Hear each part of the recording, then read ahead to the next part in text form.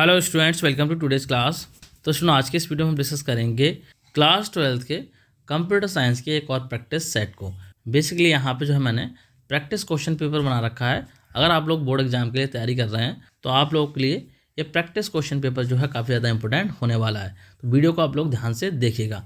इस question paper को जो है मैंने कुछ बोर्ड एग्जाम में जिस तरीके का क्वेश्चन पेपर आता है उसी की फॉर्म में डिज़ाइन कर रखा है, जिससे कि जो आपको एक आइडिया लग सके कि क्वेश्चन पेपर किस तरीके का आता है। तो चलिए हम यहाँ पर डिस्कस कर लेते हैं इस प्रैक्टिस क्वेश्चन पेपर के क्वेश्चंस को। और यहाँ पे देखिए आपको साथ में आंसर भी देखने को मिल जाएंगे, तो आप लोग आंसर देख के ही मैं चले जाइएगा।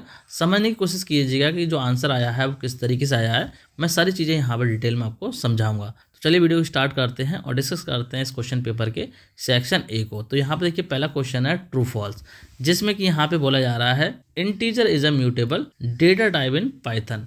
मतलब कि जो इंटीजर डेटा टाइप होता है ये पाइथन में म्यूटेबल डेटा टाइप होता है। तो आपको यहाँ पे बताना है स्टेटमेंट ट्रू या फॉल्स है। तो ये स्टेटमेंट जो है फॉल्स हो जाएगा। क्यों फॉल्स होगा? क्योंकि देखिए अगर हम बात करें म्यूटेबल डेटा टाइप की, तो म्यूटेबल डेटा टाइप में जो है लिस्ट आ जाती है, इसके अलावा जो है डिक्शनरी होती है, और तीसरा जो है सेट होता है। मेनली ये तीन डेटा टाइप जो है आपके सिलेबस के अकॉर्डिंग म्यूटेबल होते हैं। बाकी जितने भी डेटा टाइप हैं वो सारे इम्यूटेबल होते हैं। चाहे इंटीजर की बात कर लीजिए, चाहे स्ट्रिंग की बात कर लीजिए, चाहे टपल की बात कर लीजिए, वो सारे इम्यूटेबल होते हैं। आई होप आपको क्लियर हो गया होगा। बात करते हैं क्वेश्चन नंबर 2 की। तो क्वेश्चन नंबर 2 में जो है यहाँ पे आउटपुट पूछा जा रहा है इस कोड का। यहाँ पे देखिए इस तरीके से कोड दे रखा है और इस कोड का जो है आपसे आउटपुट पूछा गया है कि अगर इस कोड को आप चलाएंगे तो आउटपुट क्या आएगा। तो चलिए बात कर लेते हैं इसके आउटपुट की। देखिए यहाँ पे इस क्वेश्चन में जो है ऑप्शन भी दे रखे हैं। इस तरीके से आपके सामने 4 ऑप्शन हैं कि अगर हम इस कोड को चलाते हैं तो इनमें से जो है कौन सा आउटपुट आएगा। तो करेक्ट आउटपुट की अगर हम बात करें तो इसका जो आंसर आएगा वो 36 आएगा। और ये आंसर किस तरीके से आएगा, देखिए यहाँ पे इस क्वेश्चन को हम सॉल्व कर लेते हैं। यहाँ पे देखिए बी की वैल्यू है 1, इसके बाद में लूप लग रहा है और लूप में बोला गया है 1, 10। मतलब कि जो लूप है वो आपका 1 से 10 के रेंज में चलेगा। और यहाँ पे देखिए स्टेपिंग दे रखी है 2 की। मतलब कि जो ए वाला वेरिएबल है इसके पास में वैल्यू जाएगी 1, फिर जाएगी 3, फिर जाएगी इसके बाद में 5, फिर 5 के बाद जाएगा 7, देन जाएगा यहाँ पे 9। कुछ इस तरीके से वैल्यूज जाएंगी। और इसके बाद में यहाँ पे बोला जा रहा है कि जो भी वैल्यू यहाँ पे ए के पास में आ रही है उसमें +2 कर दो। फिर इसके बाद में बोला जा रहा है कि यहाँ पे जो बी वाला वेरिएबल है उसमें जो है ए की वैल्यू में 2 प्लस करके स्टोर कर दो। मतलब कि जो स्टेटमेंट है इसका मतलब हुआ b = b + a + 2। कुछ इस तरीके से इस स्टेटमेंट का मतलब हो गया कि जो a है उसमें +2 करो और उसके बाद में इसको b की वैल्यू में प्लस करो और उसके बाद में जो वैल्यू बनो उसको b के अंदर स्टोर कर दो। कुछ इस तरीके से स्टेटमेंट कह रहा है।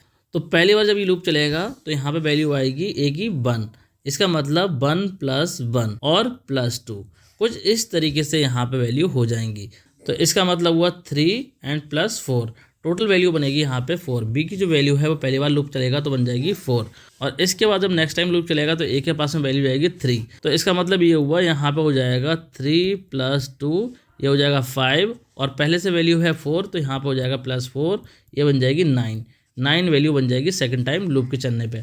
इसके बाद में ए के पास में जाएगा 5, तो हो जाएगा यहाँ पे 5 + 2, 5 + 2, और 5 + 2 हो गया 7, और 7 को प्लस करेंगे किसमें, 9 में। तो 7 और 9 कितना हो जाएगा, ये हो जाएगा यहाँ पे 16 जो है वो बी की वैल्यू बन जाएगी। यहाँ पर अभी मैं इरेज कर दे रहा हूँ। जो बी वाला वेरिएबल है इसकी वैल्यू हो चुकी है 16।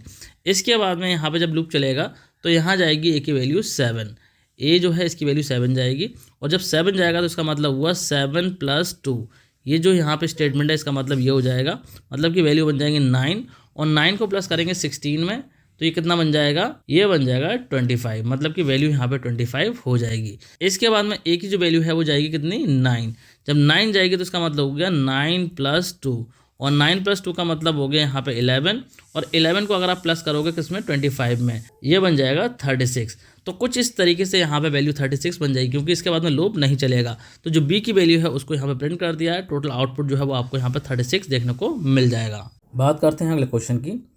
तो अगले क्वेश्चन में देखिए यहाँ पे क्वेश्चन नंबर 3 में बोला जा रहा है which of the following Python function displays the memory ID of a variable. मतलब कि वेरिएबल की जो मेमोरी आईडी होती है उसको डिस्प्ले कराने के लिए कौन सा फंक्शन यूज होता है। तो यहाँ पे ऑप्शन है टाइप है, str है, gid है, एंड डी है id। तो इस क्वेश्चन का करेक्ट आंसर हो जाएगा डी।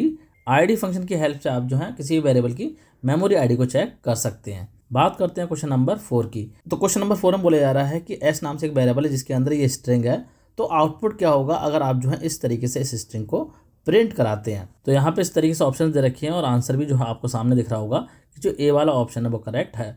क्यों करेक्ट है? क्योंकि यहाँ पे देखिए 2 कॉलन के साइन लगे हुए हैं और उसके बाद में -1 लगा हुआ है। तो -1 की यहाँ पे स्टेपिंग है, मतलब कि स्टार्टिंग और एंडिंग नहीं दे रखी है। तो जब स्टार्टिंग और एंडिंग नहीं दे रखी होती है तो पूरी स्ट्रिंग जो है स्लाइस होती है। और यहाँ पे -1 का मतलब है कि यहाँ से जो 3 है इससे स्टार्ट होगा और जो है रिवर्स ऑर्डर में ये पूरी स्ट्रिंग को स्लाइस करता हुआ चला जाएगा। तो जो आउटपुट आएगा वो आपको कुछ इस तरीके से देखने को मिलेगा। मुझे लग रहा है आप लोग को क्लियर हो गया होगा। बात करते हैं क्वेश्चन नंबर 5 की। तो क्वेश्चन नंबर 5 में भी जो है आपसे आउटपुट पूछा गया है। यहाँ पे इस तरीके से कोड दे रखा है और इस कोड का आपसे आउटपुट पूछा जा रहा है। अब देखिए यहाँ पे जो क्वेश्चन है थोड़ा सा ट्रिकी है। बहुत सारे बच्चे जो हैं इस क्वेश्चन का गलत आंसर कैलकुलेट कर देंगे। देखिए क्या करेंगे बच्चे ज़्यादातर, वो यहाँ पे देखेंगे कि एस नाम से एक वेरिएबल है जिसके अंदर प्रैक्टिस क्वेश्चन पेपर जो है लिखा हुआ है और फिर जो है यहाँ पे इस पर कैपिटलाइज मेथड को लगाया गया है। तो बच्चे क्या करेंगे, कैपिटलाइज कर देंगे। मतलब कि उन्हें लगेगा कि जो कैपिटलाइज मेथड है वो क्या करेगा, इस स्ट्रिंग को कैपिटलाइज फॉर्म में कर देगा और वो जो है कैपिटलाइज फॉर्म में ही जो इसका आंसर लिख के आ जाएंगे। लेकिन यहाँ पे ऐसा नहीं होगा। क्यों नहीं होगा? क्योंकि देखिए कैपिटलाइज लगा हुआ है, लेकिन कैपिटलाइज जो मेथड होता है ये जो है आपको रिजल्ट रिटर्न करता है। यहाँ पे कोई वेरिएबल होना चाहिए, जैसे कि इस तरीके से होना चाहिए। फिर बी को अगर आप प्रिंट कराओगे तो आपको कैपिटलाइज फॉर्म में देखने को मिलेगा। अभी नॉर्मली जो है आपकी यही स्ट्रिंग प्रिंट हो जाएगी, क्योंकि जो ओरिजिनल स्ट्रिंग है वो मॉडिफाई नहीं होगी। क्योंकि हमें पता है जो स्ट्रिंग होती है वो इम्यूटेबल होती है, तो ओरिजिनल स्ट्रिंग जो हमारी मॉडिफाई नहीं होगी। तो इसलिए इस क्वेश्चन के आउटपुट में जो स्ट्रिंग है बिल्कुल सिमिलर इसी तरीके से आपको देखने को मिल जाएगी। मतलब कि यहाँ पे जो आपको आंसर कुछ इस तरीके से लिख के आ जाना है। बच्चे ज़्यादातर केसेस में इस क्वेश्चन को गलत कर देंगे, तो इसीलिए इस टाइप के क्वेश्चन को जो है आपको सॉल्व करते टाइम ध्यान रखना है। ये छोटी छोटी चीज़ें होती हैं जो कि बच्चे एग्जाम में गलत कर देते हैं। बात करते हैं क्वेश्चन नंबर 6 की। तो क्वेश्चन नंबर 6 में भी यहाँ पे आपसे आउटपुट पूछा जा रहा है। इस तरीके से जो यहाँ पे क्वेश्चन दे रखा है और इस क्वेश्चन में बोला जा रहा है कि जो कोड दे रखा है यहाँ पे, इस कोड को अगर आप एग्जीक्यूट करेंगे तो आउटपुट क्या आएगा, फॉल्स आएगा, ट्रू आएगा, 12 आएगा या फिर एरर आएगा। इनमें से जो है आपको बताना है कि करेक्ट आंसर क्या होगा। तो इस क्वेश्चन का जो करेक्ट आंसर होगा वो बी वाला होगा। यहाँ पे ट्रू आपको देखने को मिलेगा। क्यों मिलेगा? देखिए यहाँ पे L1 के नाम से लिस्ट है, फिर L2 के नाम से लिस्ट है और यहाँ पे देखिए L2 में कर दिया L1। मतलब कि ये जो लिस्ट है वो आपकी यहाँ पे L2 में भी आ चुकी है। तो इसका मतलब L1 और L2 में सेम लिस्ट है और जब यहाँ पे हम कंपेयर करेंगे तो हमें देखने को मिल जाएगा ट्रू। इसीलिए इस क्वेश्चन का आंसर जो है आप बी लगाएंगे, ट्रू। आई होप आपको क्लियर हो गया होगा। यहाँ पे आप लोग देख सकते हैं मैंने ट्रू लिख रखा है। अब बात करते हैं क्वेश्चन नंबर 7 की। तो क्वेश्चन नंबर 7 की अगर हम बात करें, यहाँ पे मैं कोशिश कर रहा हूँ कि आपको आंसर ना दिखे, क्योंकि आंसर दिख जाता है तो फिर इंटरेस्ट बच्चों का खत्म हो जाता है। तो इसीलिए जो है मैं यहाँ पे आंसर को हाइड करने की कोशिश कर रहा हूँ। अगर आपको दिख जाए तो उसको इग्नोर कीजिएगा। आपको जो है यहाँ पे क्वेश्चन को समझना है कि जो आंसर आ रहा है वो किस तरीके से आ रहा है। चलिए यहाँ पे हम बात कर लेते हैं क्वेश्चन नंबर 7 की। क्वेश्चन नंबर 7 में बोला जा रहा है, सपोज कीजिए कि इस तरीके से आपके पास में डिक्शनरी है। अब यहाँ पे जो आपको जॉन की एंट्री को डिलीट करना है तो कमांड क्या रहेगी? तो ऑप्शन ए है, इस तरीके से लिखेंगे आप d.delete। तो देखिए डिलीट के नाम से कोई भी मेथड नहीं होता है, कोई भी फंक्शन नहीं होता है और ना ही कोई स्टेटमेंट होता है। इसी तरीके से यहाँ पे भी डिलीट लगा हुआ है तो ये भी गलत हो जाएगा। मतलब कि बी वाला ऑप्शन और ए वाला ऑप्शन दोनों ही गलत हो जाएंगे। बात करते हैं सी ऑप्शन की। सी में देखिए यहाँ बोला जा रहा है डेल डी जॉन। तो ये सी ऑप्शन यहाँ पे करेक्ट हो जाएगा, क्योंकि डेल स्टेटमेंट होता है जिसकी हेल्प से हम किसी भी की को डिलीट कर सकते हैं। की को डिलीट करेंगे तो उसकी वैल्यू ऑटोमेटिक डिलीट हो जाएगी। और जो ई वाला ऑप्शन है ये भी गलत है, क्योंकि पूरे की वैल्यू पेयर को हम यहाँ पे डिफाइन नहीं करते हैं। डेल स्टेटमेंट के साथ में सिर्फ और सिर्फ हमें की को डिफाइन करना होता है। तो इसीलिए इस क्वेश्चन का आंसर हो जाएगा सी। यहाँ पे आप लोग देख सकते हैं आंसर भी आपको देखने को मिल रहा होगा। बात करते हैं क्वेश्चन नंबर 8 की। तो क्वेश्चन नंबर 8 में देखिए यहाँ पे इस तरीके से क्वेश्चन दे रखा है और इसमें बोला जा रहा है which of the following operator performs integer division. मतलब कि यहाँ पे ऑपरेटर दे रखे हैं, जैसे कि यहाँ पे मल्टीप्लिकेशन ऑपरेटर दे रखा है, इसी तरीके से फ्लोर डिवीजन दे रखा है, यहाँ पे डिवीजन का ऑपरेटर दे रखा है और यहाँ पे एक एक्सपोनेंशियल ऑपरेटर भी दे रखा है। तो आपसे बोला जा रहा है इनमें से कौन सा ऑपरेटर है जो कि इंटीजर डिवीजन को परफॉर्म करता है। तो इसका आंसर हो जाएगा बी। जो फ्लोर डिवीजन है वो इंटीजर डिवीजन को परफॉर्म करता है। इंटीजर डिवीजन का मतलब होता है कि पॉइंट के बाद की वैल्यू ये नहीं लेता है। जैसे कि मैं 5 को डिवाइड करता हूँ 2 से, तो जो इसका आंसर आएगा वो आएगा 2.5। लेकिन अगर मैं यहाँ पे डबल फॉरवर्ड स्लैश लगा दूंगा, मतलब कि फ्लोर डिवीजन लगा दूंगा, तो यहाँ पे सिर्फ और सिर्फ 2 देखने को मिलेगा, जो 0.5 है वो देखने को नहीं मिलेगा। तो फ्लोर डिवीजन इंटीजर फॉर्म में जो आपको रिजल्ट देता है। तो इसका आंसर जो है बी हो जाएगा। मुझे लग रहा है आप लोग को क्लियर हो गया होगा। बात करते हैं क्वेश्चन नंबर 9 की। क्वेश्चन नंबर 9 में भी यहाँ पे आपसे आउटपुट पूछा जा रहा है इस कोड का। यहाँ पे इस तरीके से कोड दे रखा है और इस कोड का जो है आपको आउटपुट लिखना है। सिमिलर टाइप का क्वेश्चन ऑलरेडी हम देख चुके हैं, लेकिन यहाँ पे थोड़ा सा चेंज है। आपको कोड को ध्यान से देखना है। देखिए बी के नाम से यहाँ वेरिएबल है जिसकी वैल्यू 1 है। इसके बाद में यहाँ पे लूप लग रहा है और लूप में देखिए यहाँ पे बोला गया है 1,10 और उसके बाद में 2 की स्टेपिंग है। इसका मतलब ये हुआ जो आई वाला वेरिएबल है, जो आई वाला वेरिएबल इसके पास वैल्यू जाएंगी 1, फिर जाएगा यहाँ पे 3, फिर 5 आएगी, उसके बाद में 7 और देन आएगा 9।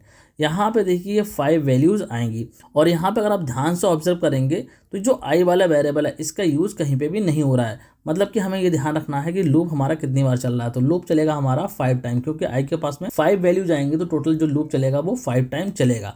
अब आ जाते हैं यहाँ पे इस वाले कोड में।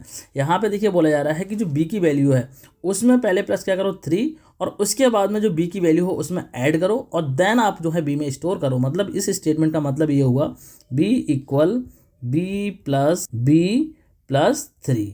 इसका मतलब ये हुआ, मतलब कि यहाँ पे पहले वैल्यू ऐड होगी, फिर वो बी की वैल्यू में ऐड होगी और उसके बाद में बी में स्टोर होगा। कुछ इस तरीके से यहाँ पे स्टेटमेंट बनेगा। तो चलिए बात करते हैं। तो देखिए जब पहली बार लूप चलेगा तो बी की वैल्यू कितनी है 1 है और 1 में प्लस हो जाएगा 3, तो यहाँ पे बन जाएगा 4 और 4 में जो है फिर से 1 प्लस होगा तो यहाँ पे बन जाएगा ये 5। मतलब कि जब फर्स्ट टाइम लूप चलेगा तो बी की जो वैल्यू होगी वो 5 हो जाएगी। इसके बाद में जब सेकंड टाइम लूप चलेगा तो 5 में प्लस हो जाएगा 3 और फिर जो है यहाँ पे इसमें प्लस होगा 5। इस तरीके से प्लस हो जाएगा तो यहाँ पे 5 और 3 हो जाएगा 8 और 8 और 5 हो जाएगा 13। कुछ इस तरीके से जो वैल्यू हो जाएगी सेकंड टाइम लूप के चलने पे। मतलब कि जो बी वाला वेरिएबल है इसकी वैल्यू 13 हो चुकी है। फिर इस 13 में जो है ऐड हो जाएगा 3, मतलब कि 16 बन जाएगा और 16 में फिर प्लस होगा 13, क्योंकि बी की वैल्यू है 13। तो 16 और 13 कितना हो गया, ये हो जाएगा 29। तो इस तरीके से थर्ड टाइम लूप के चलने पे वैल्यू बन जाएगी 29। फिर जब फोर्थ टाइम लूप चलेगा तो 29 में प्लस हो जाएगा 3, मतलब कि ये बन जाएगा 32 और 32 में प्लस हो जाएगा 29, क्योंकि बी की वैल्यू है 29, तो ये हो जाएगा 61। मतलब कि जो बी की वैल्यू है वो 61 हो जाएगी। अब फिफ्थ टाइम जब लूप चलेगा तो 61 में प्लस हो जाएगा 3, मतलब कि ये हो जाएगा यहाँ पे 64 और 64 में प्लस होगा 61, तो ये बन जाएगा 125। मतलब कि 125 जो ए ऑप्शन है वो इसका करेक्ट आंसर हो जाएगा। कुछ इस तरीके से यहाँ पे कैलकुलेशन हो रही है। आपको क्वेश्चन को ध्यान से रीड करना है कि एक्चुअली में इस क्वेश्चन में हो क्या रहा है। तो इस तरीके से इस क्वेश्चन का जो आंसर होगा वो 125 हो जाएगा। मुझे लग रहा है आप लोग को क्लियर हो गया होगा। अगर कहीं डाउट लगे आप लोगों को तो वीडियो को पॉज करके दोबारा से देख लीजिएगा, जिससे कि आपको सारी चीज़ें क्लियर हो जाएं। बात करते हैं यहाँ पे क्वेश्चन नंबर 10 की। तो क्वेश्चन नंबर 10 की अगर हम बात करें तो यहाँ पे देखिए बोला जा रहा है write the missing statement to complete the following code. मतलब कि यहाँ पे फाइल को ओपन किया गया है और इसके बाद में लिखा गया है ए डॉट, और यहाँ पे देखिए मेंशन कर रखा है to place the file pointer 10th position forward. मतलब कि जो फाइल पॉइंटर की पोजीशन है उसको मूव करना है। तो यहाँ पे आ जाएगा सीक। यहाँ पे आपको लिखना होगा इस तरीके से सीक और फिर लिख देना होगा ब्रैकेट में 10। ये जो है स्टेटमेंट यहाँ पे आ जाएगा। इससे क्या होगा, जो फाइल पॉइंटर है वो आपका 10th पोजीशन मूव हो जाएगा। आप लोग यहाँ पे आंसर में भी इस चीज़ को देख सकते हैं। मुझे लग रहा है आप लोग को क्लियर हो गया होगा। देखिए सीक और टेल दो फंक्शन होते हैं, मैं बता दे रहा हूँ आप लोग को। टेल क्या करता है, करंट पोजीशन बताता है फाइल पॉइंटर की, और जो सीक होता है ये क्या करता है, फाइल पॉइंटर को किसी पर्टिकुलर पोजीशन पर मूव करने के लिए यूज होता है। बात कर लेते हैं अब अगले क्वेश्चन की, क्वेश्चन नंबर 11 की। क्वेश्चन नंबर 11 जो है ट्रू फॉल्स है। तो यहाँ पे देखिए बोला जा रहा है द फाइनली ब्लॉक में not execute even once in a code. मतलब जो फाइनली ब्लॉक होता है वो जरूरी नहीं है कि आपका एक भी बार एग्जीक्यूट हो। तो ये स्टेटमेंट जो है यहाँ पे फॉल्स हो जाएगा, क्योंकि जो फाइनली ब्लॉक होता है वो कोड के बाद में एग्जीक्यूट होता है, तो इसलिए इसका आंसर हो जाएगा फॉल्स। बात करते हैं क्वेश्चन नंबर 12 की। क्वेश्चन नंबर 12 जो है वो अगेन यहाँ पे आउटपुट बेस्ड क्वेश्चन है और इसमें भी जो है आपसे इस कोड का आउटपुट पूछा गया है।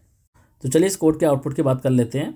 तो यहाँ पे देखिए बेसिकली एक फंक्शन दे रखा है fun2 के नाम से, और इसमें जो एक पैरामीटर पास किया हुआ है x के नाम से, और इसके बाद में देखिए यहाँ पे प्रिंट कराया जा रहा है x इज़ x। मतलब कि यहाँ पे ये तो स्ट्रिंग है, तो ये स्ट्रिंग ऐसी प्रिंट होकर आएगी। यहाँ पे लिख के आएगा x इज़ और फिर जो है x की वैल्यू आएगी जो कि है 50। ये आउटपुट आपको देखने को मिलेगा। फिर इसके बाद में देखिए x की वैल्यू को चेंज करा गया है, मतलब कि x इक्वल टू करा गया है, और इसके बाद में प्रिंट करा गया है चेंज लोकल x2। तो ये ऐसे लिख के आएगा चेंज्ड लोकल x2, और x की वैल्यू आएगी क्या आ जाएगी, x की वैल्यू 2 आ जाएगी। इस तरीके से आउटपुट आ जाएगा। और फिर जो इस फंक्शन के अंदर जो है फंक्शन को कॉल किया गया, मतलब कि फंक्शन के अंदर ही हमने इस फंक्शन को कॉल कर लिया है। तो कुछ इस तरीके से यहाँ पे स्टेटमेंट दे रखा है। अब देखिए जब कॉलिंग फंक्शन के अंदर होगी तो ये वाला आउटपुट जो है आपको तभी देखने को मिलेगा जब इस फंक्शन को बाहर कॉल किया जाएगा। अगर बाहर कॉल नहीं किया जाएगा तो ये आउटपुट आपको देखने को नहीं मिलेगा। और यहाँ पे अगर आप ऑब्जर्व करेंगे तो फंक्शन को बाहर कॉल नहीं करा गया, बाहर सिर्फ लिखा हुआ क्या है, print x is now x। मतलब कि यहाँ पे आउटपुट आपको देखने को मिलेगा x इज नाउ, और यहाँ x की वैल्यू है 50।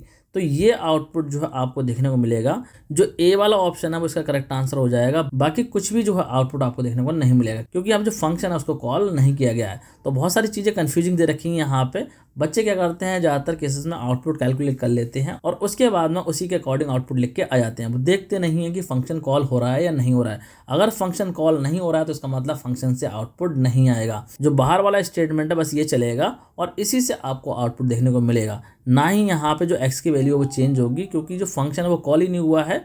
बाहर वाला जो वेरिएबल है उसी की वैल्यू आपको देखने को मिलेगी, मतलब इस एक्स की वैल्यू देखने को मिलेगी। मुझे लग रहा है आप लोग को समझ में आ गया होगा। तो ए ऑप्शन इसका करेक्ट आंसर हो जाएगा। बात करते हैं क्वेश्चन नंबर 13 की। तो क्वेश्चन नंबर 13 बोला जा रहा है, write SQL command to add a new column address in existing table student. मतलब कि एक टेबल है स्टूडेंट के नाम से, उसमें जो है आपको एक एड्रेस के नाम से कॉलम को ऐड करना है। तो इस काम को करने के लिए जो आपको एसक्यूएल कमांड लिखनी है। तो इसकी बात करें अगर हम, तो कुछ इस तरीके से आप स्टेटमेंट लिखेंगे। आप लिखेंगे अल्टर टेबल स्टूडेंट, मतलब कि जिस टेबल में आपको ऐड करना है उस टेबल का नाम लिखेंगे। उसके बाद में लगाएंगे ऐड कीवर्ड, एक ऐड कीवर्ड होता है उसको आप लिखेंगे। और उसके बाद में जो है उस कॉलम का नाम लिखेंगे जिस कॉलम को आपको ऐड करना है। फिर उसका डेटा टाइप आप डिफाइन कर देंगे। तो कुछ इस तरीके से आप न्यू कॉलम को ऐड कर सकते हैं एक एग्जिस्टिंग टेबल में। आई होप आपको क्लियर हो गया होगा। बात करते हैं क्वेश्चन नंबर 14 की। तो क्वेश्चन नंबर 14 में जो है इस तरीके से क्वेश्चन दे रखा है, जो कि अगेन माइस्क्यूएल पे बेस्ड है। और यहाँ पे पूछा जा रहा है आपसे आउटपुट की। यहाँ पे ये क्वेरी लगी हुई है, इस तरीके से क्वेरी लगी हुई है। इस क्वेरी को अगर एग्जीक्यूट करेंगे तो क्या आउटपुट आएगा। तो यहाँ पे देखिए लिखा हुआ है सेलेक्ट डेप्थ, मतलब कि डेप्थ के नाम से कोई कॉलम होगा उसको सेलेक्ट किया जा रहा है। फिर काउंट स्टार किया जा रहा है, मतलब कि काउंटिंग की जा रही है यहाँ पे। फ्रॉम ईएमपी के नाम से टेबल होगी जिससे कि डेटा एक्सेस करा जा रहा है। और उसके बाद में यहाँ पे ग्रुप बाय क्लॉज लगाया गया है। डिपार्टमेंट के अकॉर्डिंग जो है यहाँ पे ग्रुप क्रिएट हो जाएंगे। तो यहाँ पे ए ऑप्शन बोला है display total number of employ record, मतलब कि जो एम्प्लॉय के टोटल नंबर ऑफ रिकॉर्ड है उनको डिस्प्ले करेगा। तो ये ऑप्शन गलत हो जाएगा। बात करते हैं सेकंड वाले की। इसमें बोला जा रहा है डिस्प्ले नंबर ऑफ डिपार्टमेंट, तो जो डिपार्टमेंट है ये भी गलत हो जाएगा। इसके बाद में बात करते हैं सी की। इसमें बोला जा रहा है display department wise count of employ, मतलब कि डिपार्टमेंट के अकॉर्डिंग जो है एम्प्लॉय की काउंटिंग करके डिस्प्ले करा देगा। तो ये सी ऑप्शन जो है यहाँ पे करेक्ट है। जो डी वाला ऑप्शन है ये भी गलत हो जाएगा, क्योंकि यहाँ पे यूनिक डिपार्टमेंट की बात की जा रही है और यहाँ पे यूनिक कांस्टेंट अप्लाई किया हुआ नहीं है। तो इसीलिए यहाँ पे जो करेक्ट आंसर होगा वो सी हो जाएगा। मुझे लग रहा है आप लोग को क्लियर हो गया होगा। आप लोग यहाँ पे आंसर में भी देख सकते हैं। बात करते हैं क्वेश्चन नंबर 15 की। क्वेश्चन नंबर 15 में बोला जा रहा है which of the following function return total number of values, मतलब कि कौन सा फंक्शन जो है टोटल नंबर ऑफ वैल्यूज को रिटर्न करता है। तो ऑप्शन ए है मैक्स, बी है मिन, सी है काउंट और डी है सम। तो इस क्वेश्चन का करेक्ट आंसर हो जाएगा काउंट। जो सी वाला ऑप्शन है ये करेक्ट आंसर हो जाएगा, क्योंकि वैल्यूज का अगर हमें टोटल करना हो कि कितनी वैल्यूज है उनकी बेसिकली हमें काउंटिंग करनी होती है। तो उसके लिए हम यूज़ करते हैं काउंट फंक्शन को। मैक्स की हेल्प से हम मैक्सिमम वैल्यू निकालते हैं, मिन की हेल्प से मिनिमम वैल्यू निकालते हैं और सम की हेल्प से क्या करते हैं हम एक कॉलम का जो है टोटल करते हैं। लेकिन यहाँ पे बात की जा रही है वैल्यूज़ को काउंट करने की। टोटल नंबर ऑफ वैल्यूज़ कितनी है उनको अगर आपको काउंट करके रिटर्न कराना है तो आप यूज़ करेंगे काउंट फंक्शन को। तो इसलिए इसका आंसर हो जाएगा सी काउंट। आई होप आपको क्लियर हो गया होगा। बात करते हैं क्वेश्चन नंबर 16 की। क्वेश्चन नंबर 16 अगेन जो है एसक्यूएल पे बेस्ड क्वेश्चन है और यहाँ पे बोला जा रहा है the dash clause can group record on the basis of common values in a field, मतलब कौन सा क्लॉज जो है ग्रुप कर सकता है रिकॉर्ड्स को कॉमन वैल्यूज के बेस पे। तो ए ऑप्शन एग्रीगेट, बी है ग्रुप बाय, सी है ग्रुप और डी है ज्वाइन। तो इसका आंसर हो जाएगा बी ग्रुप बाय। इसकी हेल्प से हम क्या कर सकते हैं कॉमन वैल्यूज के ग्रुप बना सकते हैं, मतलब कि सेम रिकॉर्ड्स के ग्रुप हम क्रिएट कर सकते हैं। तो इस क्वेश्चन का आंसर हो जाएगा बी ग्रुप बाय। बात करते हैं क्वेश्चन नंबर 17 की। क्वेश्चन नंबर 17 जो है वो नेटवर्किंग वाले चैप्टर से है। इसमें बोला जा रहा है which of the following is a communication protocol that sets standard use by every computer that axes web based information, मतलब कि कौन सा प्रोटोकॉल है जो कि एक स्टैंडर्ड सेट करता है जिसकी हेल्प से जो भी वेब पे इन्फॉर्मेशन है बेसिकली जो वेब डॉक्यूमेंट है उनको एक्सेस किया जाता है। तो ऑप्शन ए है XML, बी है HTML और सी है HTTP। तो इसका आंसर हो जाएगा सी HTTP। इसकी फुल फॉर्म होती है हाइपर टेक्स्ट ट्रांसफर प्रोटोकॉल। इसकी हेल्प से ही जो है वेब पे जो इन्फॉर्मेशन होती है उसको एक्सेस हम करते हैं। तो आई होप आप लोग को एक क्वेश्चन क्लियर हो गया होगा। बात करते हैं क्वेश्चन नंबर 18 की। क्वेश्चन नंबर 18 में बोला जा रहा है which among the following is the fastest guided media, मतलब कि सबसे तेज गाइडेड मीडिया कौन सी होती है। ऑप्शन ए है टेलीफोन केबल, बी है कोएक्सियल केबल, सी है इथरनेट और डी है ऑप्टिकल फाइबर केबल। तो जो डी ऑप्शन है ये करेक्ट आंसर हो जाएगा। जो फाइबर ऑप्टिक केबल होती है वो सबसे ज्यादा फास्ट होती है, उसमें जो डेटा होता है वो सबसे ज्यादा स्पीड से ट्रैवल करता है। तो इसका आंसर हो जाएगा डी। देखिए गाइडेड मीडिया की बात करना है, गाइडेड मीडिया का मतलब होता है वायर्ड मीडिया से, जो वायर के थ्रू कम्युनिकेशन होता है वो गाइडेड मीडिया में आ जाता है। बात करते हैं क्वेश्चन नंबर 19 की। इसमें बोला जा रहा है which protocol ensures that data is send and received in the correct order and can handle retransmission of lost packet to maintain data integrity. मतलब कि कौन सा ऐसा प्रोटोकॉल है जो कि ये चीज़ इंश्योर करता है कि डेटा प्रॉपर तरीके से सेंड हो गया या नहीं हो गया, या फिर प्रॉपर तरीके से रिसीव हुआ है या नहीं हुआ है, और अगर कहीं डेटा लॉस हुआ है तो उन लॉस्ट पैकेट को भी दोबारा से रीट्रांसमिट कर सकता है। तो इस क्वेश्चन का आंसर हो जाएगा टीसीपी। टीसीपी जो प्रोटोकॉल होता है इसकी फुल फॉर्म होती है ट्रांसमिशन कंट्रोल प्रोटोकॉल। तो इस प्रोटोकॉल का ये काम होता है। आई होप आपको क्लियर हो गया होगा। अब बात कर लेते हैं क्वेश्चन नंबर 20 और 21 की, जो कि असर्शन एंड रीजनिंग वाले क्वेश्चंस हैं। तो बात कर लेते हैं, यहाँ पे देखिए असर्शन रीजनिंग वाले क्वेश्चंस में इस तरीके से 4 ऑप्शंस होते हैं, जिसमें कि पहला होता है कि जो ए है, ए का मतलब है असर्शन और आर का मतलब है रीजनिंग। तो यहाँ पे बोला जा रहा है कि असर्शन और रीजनिंग दोनों ही ट्रू है, और जो रीजनिंग दे रखी है वो असर्शन के बारे में सही से एक्सप्लेनेशन दे रखी है। बी वाले में बोला जा रहा है कि दोनों सही हैं, लेकिन जो रीजनिंग है वो असर्शन की जो है सही से एक्सप्लेनेशन नहीं करता है। सी वाले में बोला जा रहा है कि असर्शन ट्रू है लेकिन रीजनिंग फॉल्स है, और डी वाले ऑप्शन में दे रखा है कि असर्शन फॉल्स है और रीजनिंग ट्रू है। तो इस तरीके से जो आपको ऑप्शंस को पिक करना है। तो चलिए बात कर लेते हैं पहले क्वेश्चन की, जो कि क्वेश्चन नंबर 20। तो यहाँ पे देखिए असर्शन दे रखा है, इसमें बोला जा रहा है Python function that accept parameter can be called without any parameter. मतलब कि ऐसा फंक्शन जो कि पैरामीटर को एक्सेप्ट करता है तो उसको हम बिना पैरामीटर के भी कॉल कर सकते हैं। तो देखिए यहाँ पे जो असर्शन है वो बिल्कुल सही है, क्योंकि अगर हम चाहें तो फंक्शन को बिना पैरामीटर के कॉल कर सकते हैं। जैसे कि मान लीजिए मैं यहाँ पे एक फंक्शन लिखता हूँ डेफ, और मान लीजिए मैं एक दे रहा हूँ वैल्यू के नाम से फंक्शन वैल्यू, और इसके अंदर मैं पास कर देता हूँ एक डिफ़ॉल्ट पैरामीटर, मैं लिख देता हूँ a = 10। कुछ इस तरीके से जो मैंने फंक्शन डिफाइन कर दिया है। अब यहाँ पे इसके अंदर कर देता हूँ मैं प्रिंट, किसको प्रिंट कर देता हूँ, a को प्रिंट कर देता हूँ। फिर जो है इस फंक्शन को मैं कॉल करता हूँ, मैं लिखता हूँ वैल्यू, और वैल्यू जो लिखते टाइम में यहाँ पर देखिए पैरामीटर पास नहीं कर रहा हूँ, मतलब कि आर्ग्यूमेंट पास नहीं कर रहा हूँ। तो यहाँ पे क्या होगा, जो डिफ़ॉल्ट पैरामीटर है इसी की वैल्यू आ जाएगी, मतलब कि आउटपुट में आपको 10 देखने को मिल जाएगा। तो इस तरीके से अगर हम चाहें तो बिना पैरामीटर के भी जो है फंक्शन को कॉल कर सकते हैं। यही बात जो है यहाँ पे असर्शन में बोली जा रही है। लेकिन यहाँ पे कंडीशन है कि यहाँ पे जो आप आर्ग्यूमेंट देंगे वो कैसा होना चाहिए, डिफ़ॉल्ट होना चाहिए। अगर पोजिशनल आर्ग्यूमेंट यहाँ दे दिया तो फिर आपको जो है फंक्शन की कॉलिंग में उसे देना ही पड़ेगा। तो अभी के केस में जो है असर्शन बिल्कुल सही है। बात करते हैं रीजन की। रीजन में बोला जा रहा है function can carry default value that are use whenever values are not receive from calling function. तो यहाँ पर देखिए ये रीजनिंग भी बिल्कुल सही है, और ये जो है करेक्टली इसको एक्सप्लेन कर रहा है, क्योंकि ये बता रहा है कि अगर आप डिफॉल्ट वैल्यूज देते हैं तो आप जो है फंक्शन को बिना पैरामीटर के भी कॉल कर सकते हैं। तो इस क्वेश्चन का आंसर हो जाएगा A, both A and R true. मतलब कि असर्शन और रीजनिंग दोनों ही ट्रू है, और असर्शन जो है रीजनिंग की करेक्टली एक्सप्लेनेशन कर रहा है। तो इस तरीके से ये ऑप्शन इसका करेक्ट आंसर हो जाएगा। बात करते हैं क्वेश्चन नंबर 21 की। 21 जो क्वेश्चन है इसमें बोला जा रहा है सम, काउंट, मैक्स, मिन आर ऑल एग्रीगेट फंक्शन। मतलब ये जो फंक्शन है वो सारे के सारे क्या है, एग्रीगेट फंक्शन है। तो ये बात बिल्कुल सही है, ये एग्रीगेट फंक्शन में ही आते हैं। बात करते हैं रीजन की। तो रीजन में बोला जा रहा है they work on single record. मतलब कि ये जो फंक्शन होते हैं वो सिंगल रिकॉर्ड पे वर्क करते हैं। तो ये वाली बात यहाँ पे गलत हो जा रही है, मतलब कि रीजनिंग यहाँ पे गलत दे रखी है। तो इस क्वेश्चन का आंसर हो जाएगा सी, जिसमें कि बोला जा रहा है कि असर्शन ट्रू है और रीजनिंग फॉल्स है। सी वाला जो ऑप्शन है वो करेक्ट आंसर यहाँ पे हो जाएगा। आप लोग यहाँ पे देख सकते हैं A is true but R is false. ये इस तरीके से आपको लिख के आ जाना है। तो यहाँ तक जो हमारा इस प्रैक्टिस क्वेश्चन पेपर का सेक्शन ए कंप्लीट हो गया है। मुझे लग रहा है आप लोग को सारी चीज़ें क्लियर हो गई होंगी। तो इसमें आज की इस वीडियो को ही एंड करते हैं। अगले वीडियो में हम डिस्कस करेंगे इस प्रैक्टिस क्वेश्चन पेपर के सेक्शन बी को, और उसमें जो क्वेश्चन हैं उनको भी डिस्कस करेंगे। देखिए वीडियो को आप लोग को ध्यान से देखना है और पूरा देखना है, तभी जो है आपको सारी चीज़ें समझ में आ पाएंगी। तो आज की वीडियो में इतना ही। Thanks for watching.